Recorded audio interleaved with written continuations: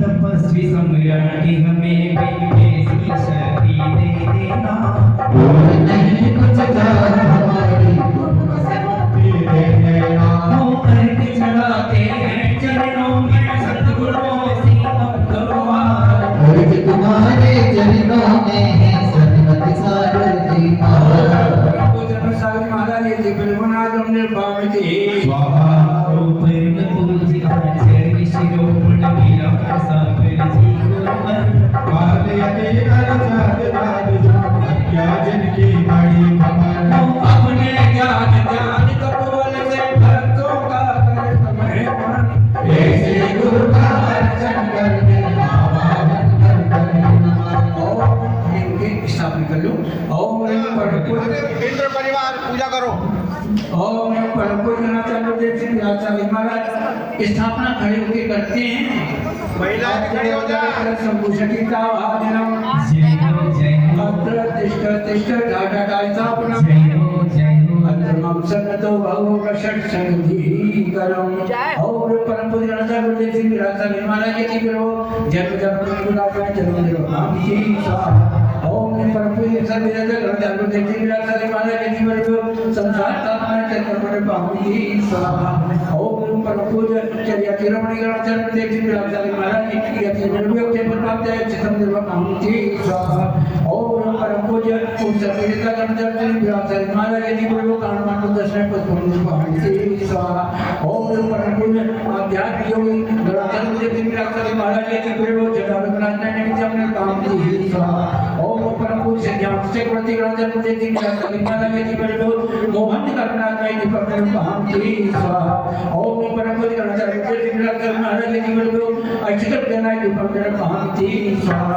ओम परम पूज्य सर्वोत्कृष्ट समाधि साधक आचार्य गुरुदेव सिंह राजा महाराज की करो महामंत्र प्राप्त है पाहुनी स्वाहा।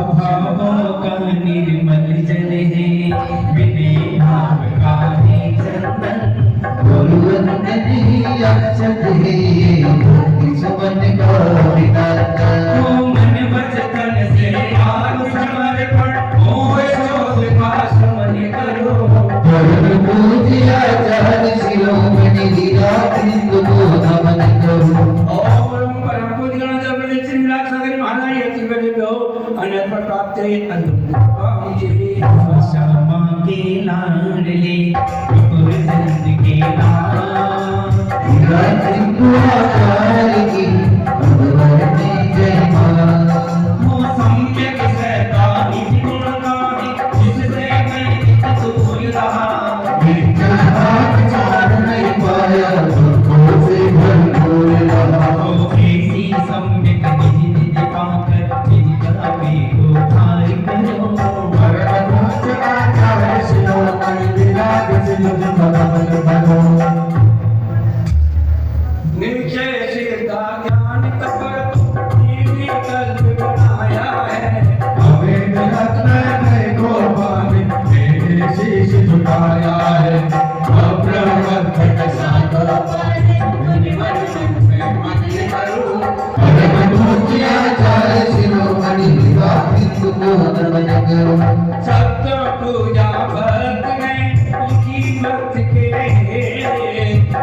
भाव से भक्ति करे माधो बहुमा दे तुम चरणों का दास मैं करता हूँ मरदास राज पाच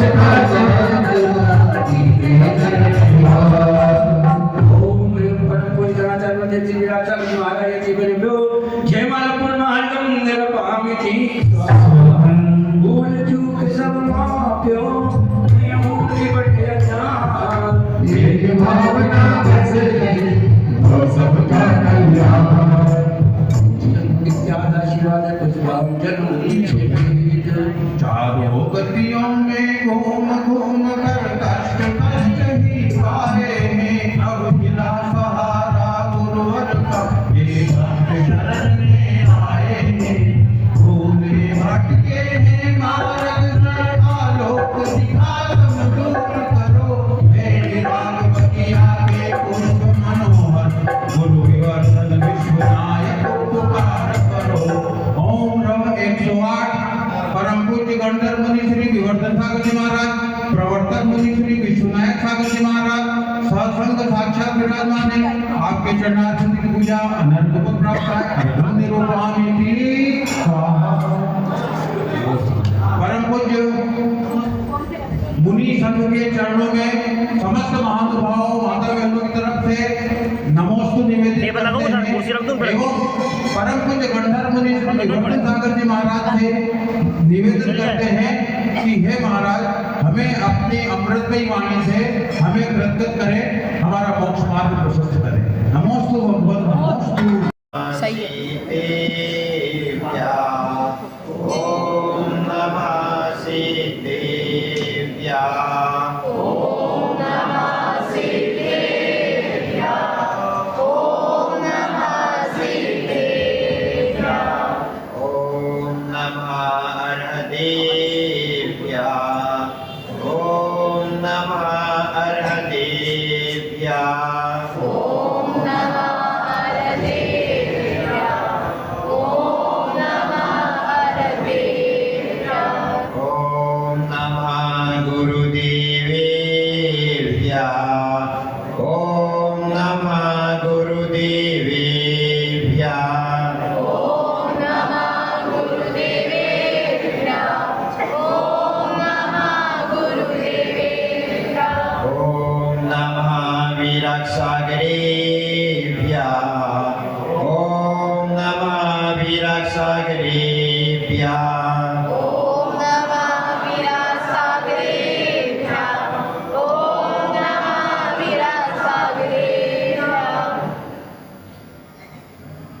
कर्माष्टक विनिर्मुक्तं मोक्षं लक्ष्मी निकेतनं सम्यक्तादि गुणोपेतं सिद्धिचक्रं नमाम्यहं सिद्धिचक्रं नमाम्यहं सिद्धिचक्रं नमाम्यहं गुरु अरहत गुरु सिद्ध गुरुराचार्य पातिका गुरु साक्षात् परम साधु तस्मै श्री गुरुवे नमः तस्मै श्री विराट गुरुवे नमः तस्मै श्री विराट गुरुवे नमः अनंत अनंत सिद्ध परमेश्वरी भगवान की जय देवादिदेव 1008 श्री अजितनाथ भगवान की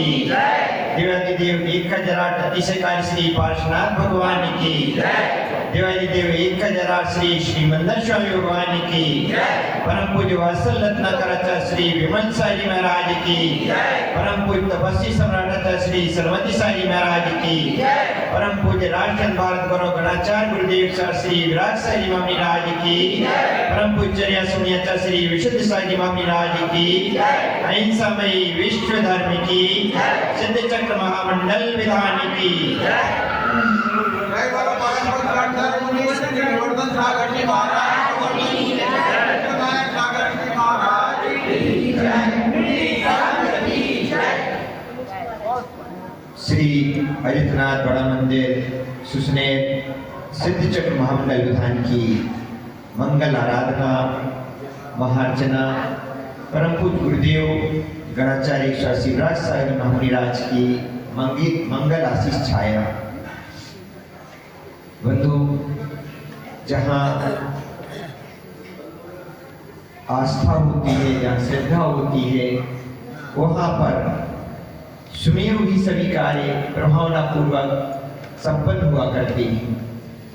सुसनेर का भी फाल्गुन की षष्ठांग का पर्व पर आप सभी के द्वारा किया गया विधान, आप सभी की आस्था श्रद्धा का ही परिणाम है। कितने प्रभावनापरक रूप से जहाँ एक ओर अनेक शादियाँ चल रहे हों, विवाह चल रहे हों, बच्चों की परीक्षा चल रही हो, उस समय में भी इतने लगभग 70-80 लोग इस विधान में बैठकर की महार्चना कर रहे हैं, शिव चक्र की महार्चना कर रहे हैं, शिव परमेश्वर की आराधना कर रहे हैं।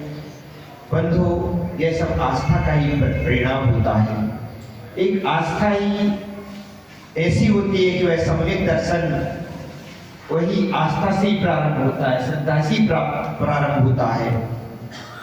तो जहाँ जीवन में श्रद्धा आ जाती है, आस्था आ जाती है, वही श्रद्धा और आस्था इस अनादि काल से बंद कर्मों की संतति को, कर्मों की प्रक्रिया को अर्धपुद्गल परावर्तन मात्र सीमा में बांध देता है।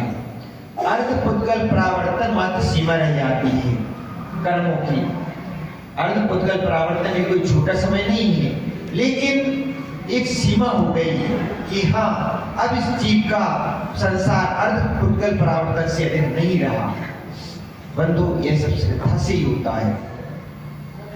आज यहाँ पर सिद्ध चक्र महामंडल विधान का अंतिम दिवस, अष्टम पूजा, लेकिन अभी विधान समाप्त नहीं हुआ। अभी इसके पास पश्चात में हवन भी है। लेकिन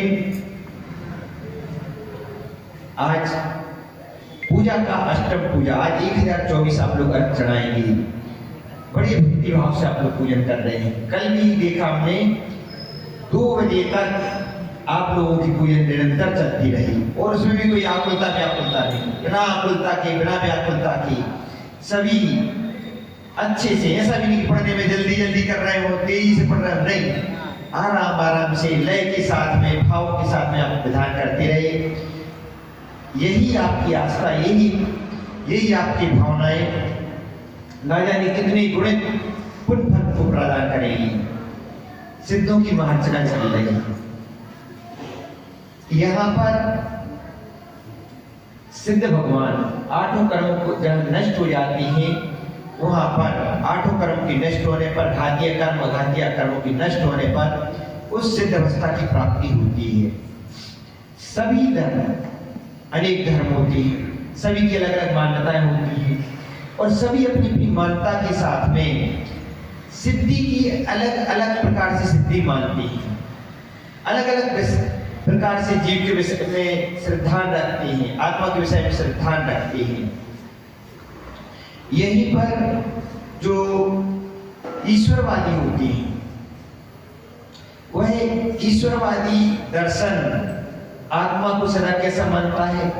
अकर्मा, कर्म करने वाला नहीं मानता है। पहुंच जाती है, सिद्ध शिला पर पहुंच जाती है, सिद्ध शिला पर पहुंच जाती है, लेकिन वहां पर भी वह कौन से गुणों से सहित रहती है?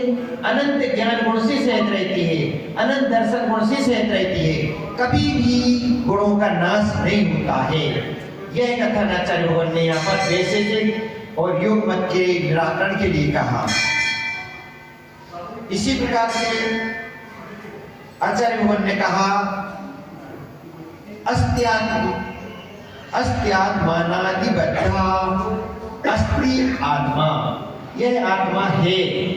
इसका कथन किया आचार्य भगवान ने चार्वाक मत के खंडन के लिए। चार्वाक मत के विषय में हमने पूर्व में भी एक दिन बतलाया था। क्या बतलाया था? यावत् जीवं सुखम जीवेत ऋणं धृत्वा घृतं प्रवेद भस्मीभूतस्य पुनरागमनं कुतः।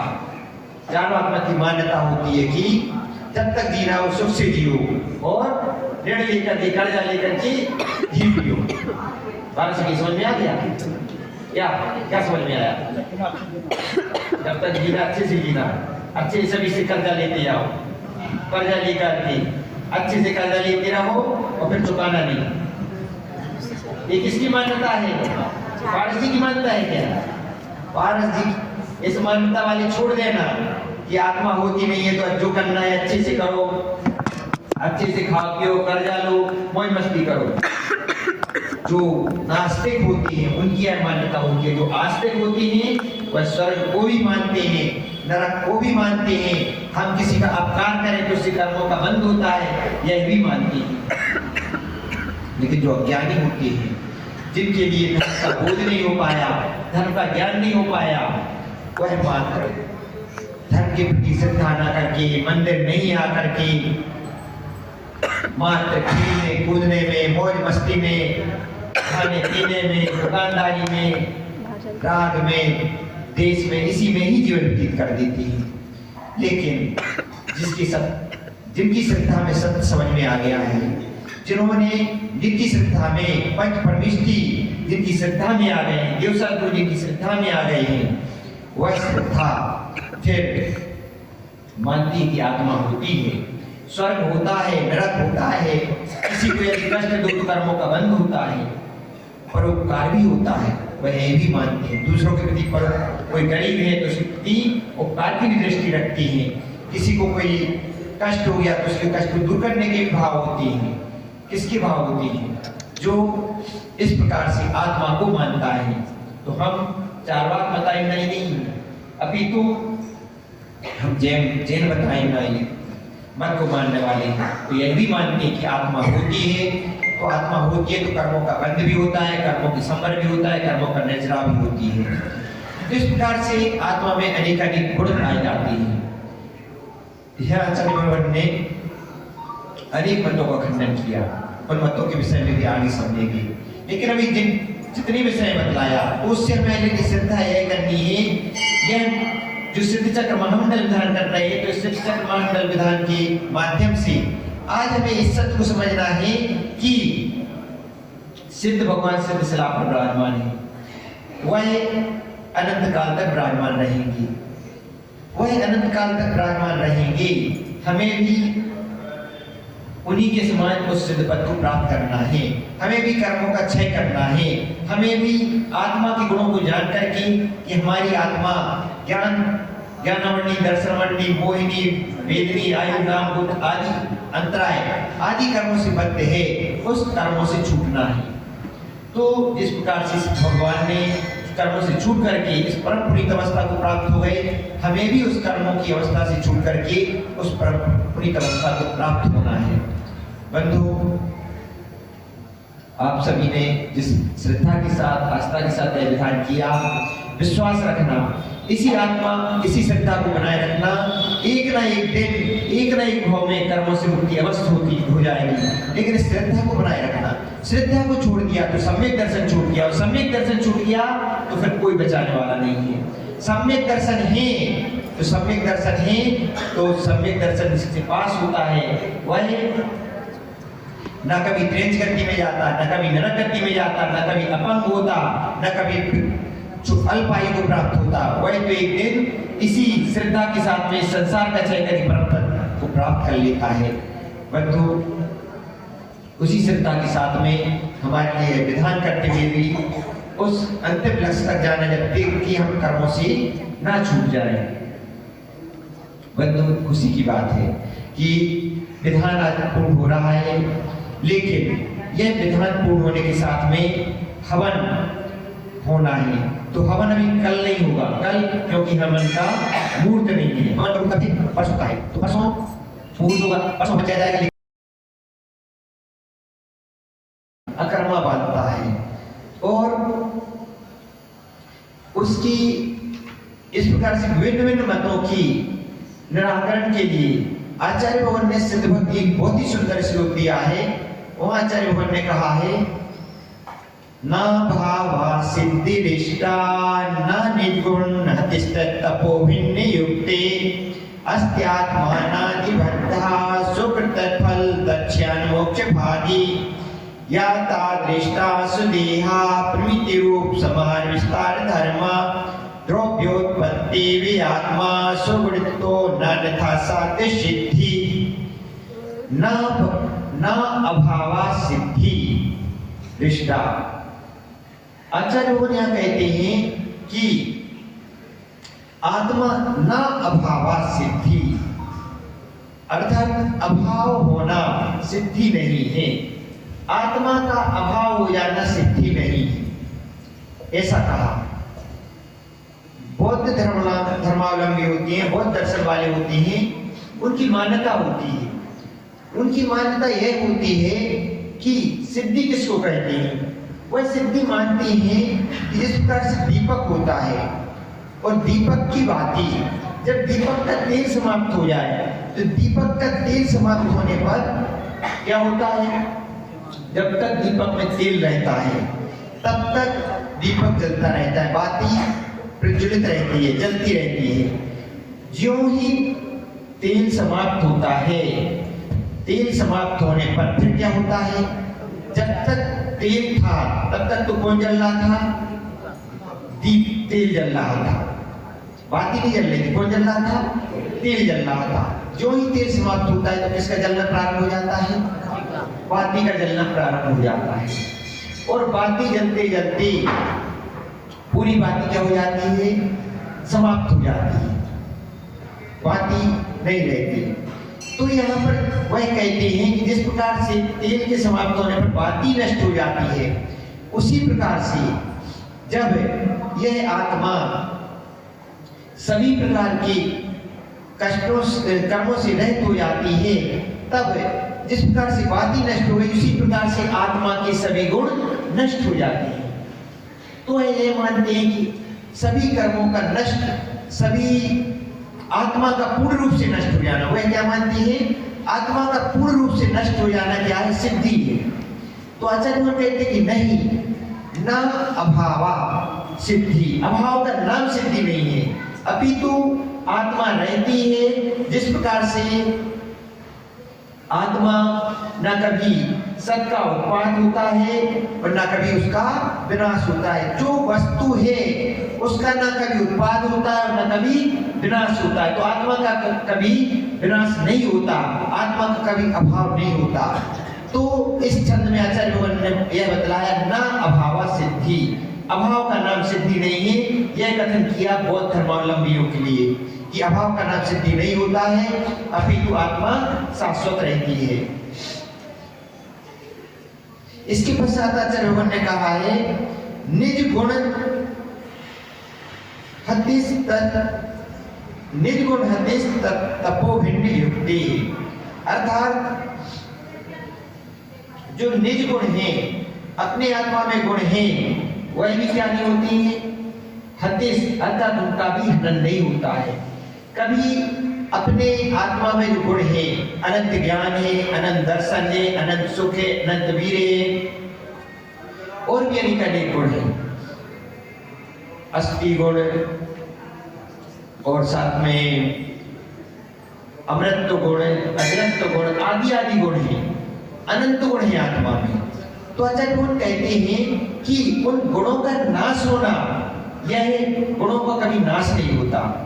यहाँ पर एक कथन आचार्य भगवान ने इसलिए किया क्योंकि जो वैशेषिक मत और योग मत, ये दो मत होते हैं, अनेक मत होते हैं। उन मतों में एक वैशेषिक मत होता है और एक योग मत होता है। इन मतों की ये मान्यता होती है कि बुद्धि, ज्ञान, सुख, इच्छा जो आदि गुण होते हैं, इन गुणों का नाश हो जाना ही क्या है, सिद्धि है। इनका खंडन करने के लिए आचार्य भगवान ने इसका इस श्लोक में अर्थ दिया है, निज गुण तत्, निज गुणों का नष्ट होना सिद्धि नहीं है। निज गुण कभी भी नष्ट नहीं होते हैं। जो आत्मा में ज्ञान है, दर्शन है, सुख है, वीर है, प्रत्येक जीव में रहता है। अनादिकाल से जीव है तो तभी से यह गुण है, लेकिन ये गुण कर्मों के सद्भाव के कारण से आवृत रहते हैं। और जब कर्मों का नाश हो जाता है, आठों कर्म नष्ट हो जाते हैं, तो यह गुण जो कर्मों से बद्ध थे वह गुण प्रकट हो जाते हैं। तो घातीय कर्मों का नष्ट होने से अनंत ज्ञान प्रकट हो जाता है। कौन सा ज्ञान प्रकट हो जाता है? अनंत ज्ञान। अभी अपना कौन सा ज्ञान है? छाया ज्ञान, आवरण से सहित है। लेकिन जहां अपने लिए घातीय कर्म नष्ट होते हो, कौन सा ज्ञान प्रकट हो गया? अनंत ज्ञान प्रकट हो गया। तो अघातीय कर्मों के नष्ट होने पर, घातीय सभी कर्मों के नष्ट होने पर आत्मा का निर्माण होता है और यह आत्मा का